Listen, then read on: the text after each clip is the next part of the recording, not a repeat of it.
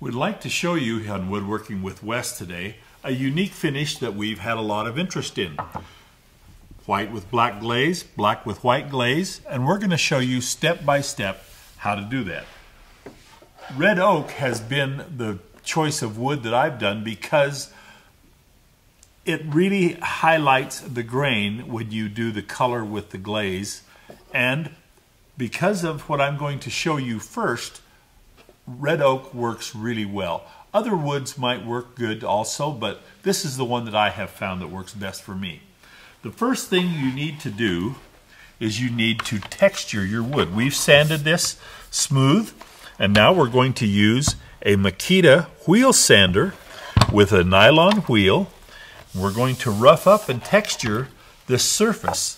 The texture allows the glaze to highlight the grain after you put the paint on and then you go back and seal the glaze. Anyway, we're going to go through and do this step by step. Just know that the first step is the wheel sander. Now we're going to include on our video a link to how you can get this wheel sander for yourself. Pay attention to that too. But let's texture first.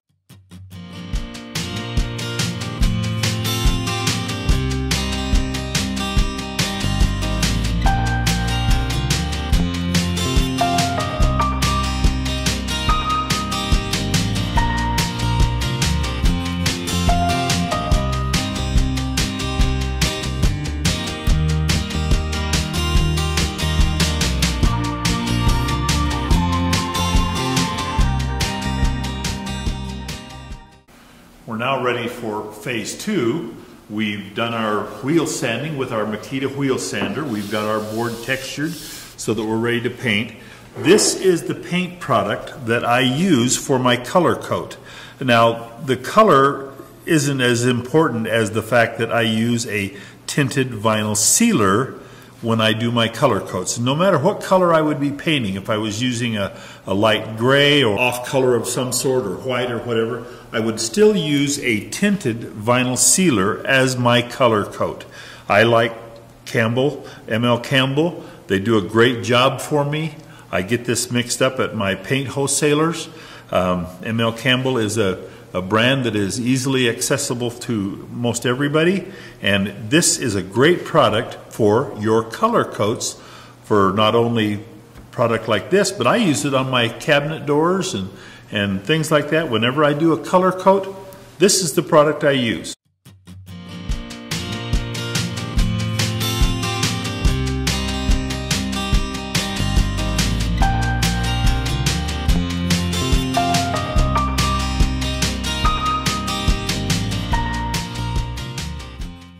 Okay, we're still in the paint shop working on our special finish. We have sprayed 2 coats of primer sealer, tinted primer sealer, so we have a nice white coat down. And now we're going to go ahead and spray the glaze. Now I had talked about doing a sealer coat in between. This primer sealer that I use as my color coat is a sealer, so a clear sealer coat in between isn't necessary. And so we're just going to put our black glaze on here. We're going to let it dry a little bit. Then we're going to give it a soft scuff with our sanding sponge to highlight the grain, and then we'll be ready for the clear top coat. So glaze next. By the way, the glaze that we're using is Benjamin Moore. There's the can so you can get all the information out of it. It's an oil-based glaze and tinted to the color that we want. And I like an oil-based glaze because it doesn't dry on me too fast. Water-based glaze dries a little faster and you can't work it as well. I like an oil-based glaze, and so this is the glaze that I use that Benjamin Moore provides for me. And I use this for all my colors. They can tint it whatever color you want, and this is the can that I'm using for today's color. We'll just spread it on with a brush. Get plenty on there. Work it into the grain.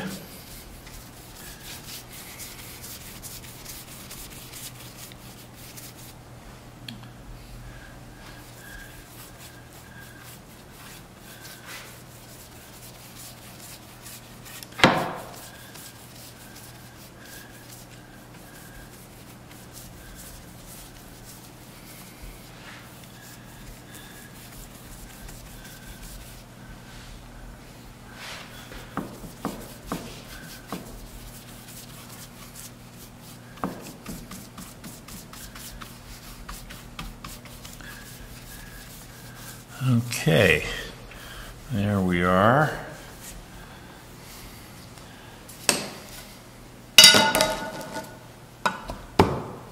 We're going to take a paper towel and we're just going to wipe a little bit of this off, and then we're going to come back after it dries a little while and give it a soft sand to highlight the grain. This kind of rubs it into the grain a little bit more.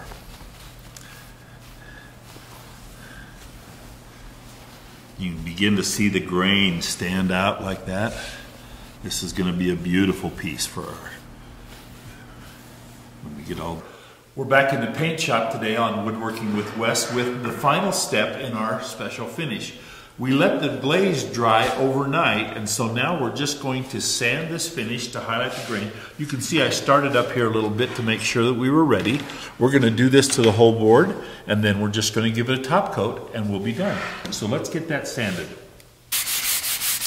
You can see as we sand, it really highlights the grain and really brings that finish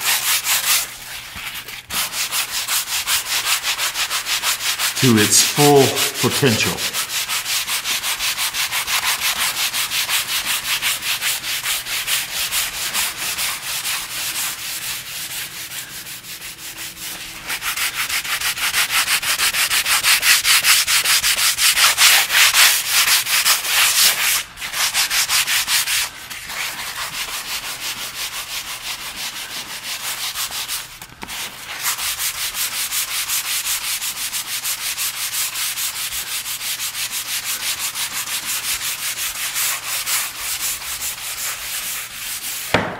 Okay, let's go blow the dust off.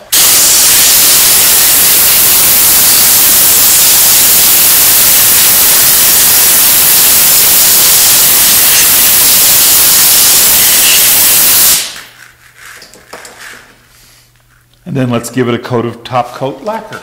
And we're just using a pre-catalyzed clear lacquer.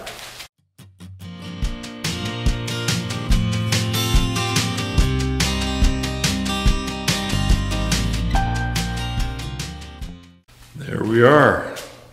All that grain is highlighted. Looks great.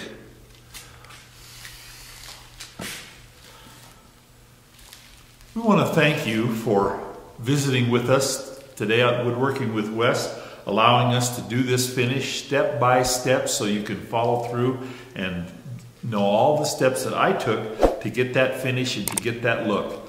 We'll see you next time on Woodworking with Wes.